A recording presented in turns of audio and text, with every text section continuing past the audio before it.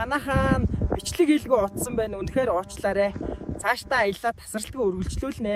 Наттайгаа хамтаагаарай. Манайхан Сүхбаатар аймгийн төв Баруун Орт хотод ирлээ. Одоо Асгад суманд ирлээ. Тайван нам гүм нутаг байна.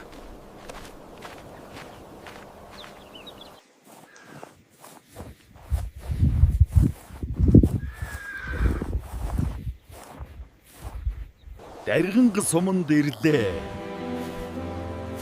Нутгийн уудам нь сайхан юм аа. Наран суманд хүрээд ирлээ. Нэр шигэ дулаахан мэдрэмжтэй газар байна. Гонгон суманд ирлээ. Мал сүрг ихтэй жинхэнэ хөдөө юм аа. Сүхбаатар суманд ирлээ. Зам нь шулуун, тал нь уудам байна. Манайхан Дарган сумын ойролцоо явж байна. Ороо олчлоо, энэ явтныг хонж амрах хэрэгтэй боллоо. Өнөөдөр энэ тонлоо. Жинхэнэ хээрийн амьдрал ийм л байдаг юм байна. Хээрийн өглөө их намгүм юм аа.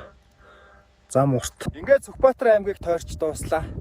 Олон сум, олон зам, олон дурсамж аялланд дуусахгүй.